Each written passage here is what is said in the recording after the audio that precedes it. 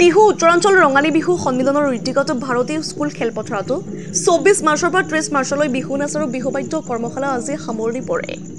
উক্ত অনুষ্ঠানতো 7 দিনীকৈ অনুষ্ঠিত হৈছে বিহু নাচ আৰু বিহু বাদ্য কৰ্মশালা। টিহুৰ ভাৰতীয় হাইস্কুল খেলপথাৰতো 7 দিনীকৈ অনুষ্ঠিত এই বিহু নাচ আৰু বিহু বাদ্য কৰ্মশালাত অংশ লৈছে কণ কণ শিশুৰ পৰা আৰম্ভ কৰি কিশোৰ কিশোৰীও। আজি উক্ত অনুষ্ঠানতো সকলো অংশগ্ৰহণকাৰী সকলকো প্ৰমাণ পত্ৰ দিয়াৰ লগতে তেওঁলোককো উদ্যোগতা সকলে ভৱিষ্যত উজ্জ্বল কামনা কৰে। টিহুৰ পৰা গোপাল বৈশ্যৰ ৰিপৰ্ট ইছা 24/7।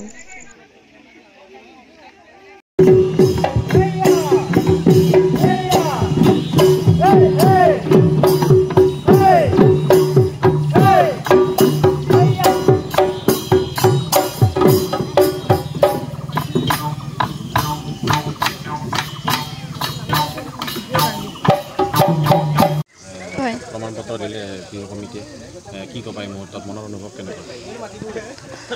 যোৱাবাৰো ইয়াতে হৈছিলে, তাৰপিছত যোৱাবাৰে আমি শিকি বহুত ভাল পালোঁ। তাৰপিছত আৰু ছাৰ বাইদেউসকলে বহুত ধুনীয়াকৈ শিকালে। তাৰ কাৰণে আমি যোৱাবাৰে মানে ছাৰ বাইদেউসকলক অনুৰোধ কৰিছিলোঁ যাতে এইবাৰো এনেকুৱা হয়। তাৰপিছত এইবাৰো হ'ল আৰু শিকি বহুতেই ভাল লাগিছে, লগতে বহুত ধুনীয়াকৈ শিকাইছে। আৰু ইয়াৰ পিছৰ বছৰো যাতে এনেকুৱা হয় তাৰ কাৰণে আৰু কামনা কৰিছোঁ। বহুতে আনন্দিত হৈছোঁ আৰু এইখন পাই পিনে প্ৰশংসা পত্ৰ টিহু উত্তৰাঞ্চলৰ ৰঙালী বিহুৰ পৰা দিছে।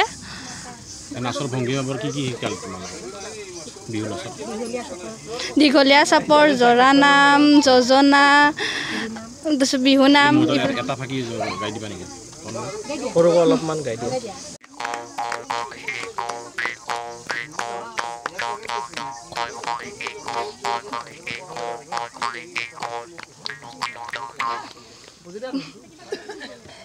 গান এটা গাওঁ।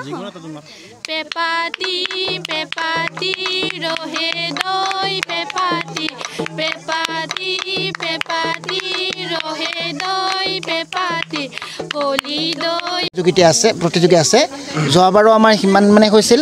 আমি ভৱিষ্যত ইয়াতকৈ বেছি আশা কৰিছোঁ যাতে ইয়াতে আমি আৰু সহযোগ পাওঁ।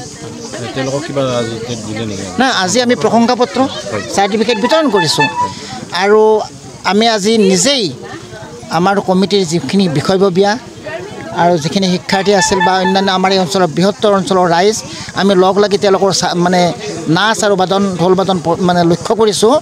তেওঁলোক 80% সফল হোৱা বুলি আমি ধাৰণা কৰিছোঁ। প্ৰতিযোগীসকলৰ মনৰ অনুভৱ লৈছিল নেকি আপোনালোকে? তেওঁলোকতো অতি উৎসাহী আৰু অতি মানে এই শিশু কণ ল'ৰা ছোৱালী তেওঁলোকৰ আনন্দ আমি আমাৰ ভাষাইদি প্ৰকাশ কৰিব নোৱাৰোঁ। ইমান আনন্দিত তেওঁলোক, উৎফুল্লিত। আমি আমাৰ ভাষাত তেওঁলোকক আমি প্ৰকাশ কৰিব নোৱাৰিম। সঁচা অৰ্থত যথেষ্ট উৎফুল্লিত তেওঁলোক।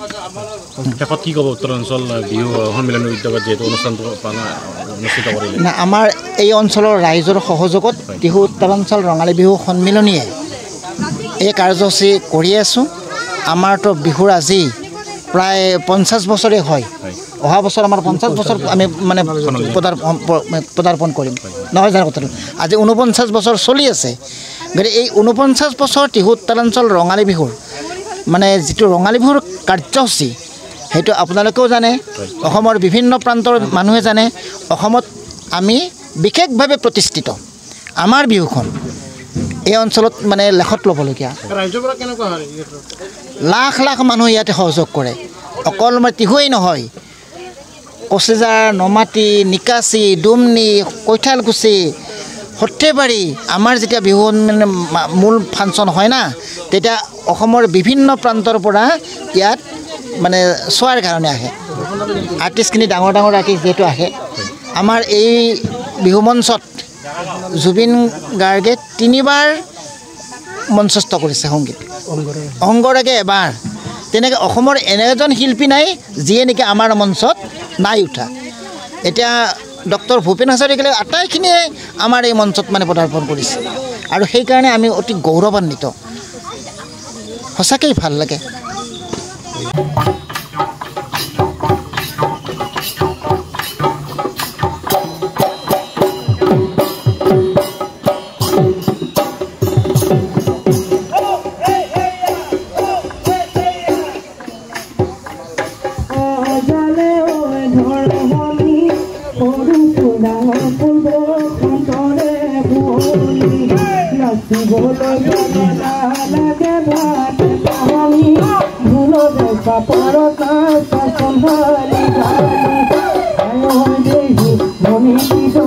মুখত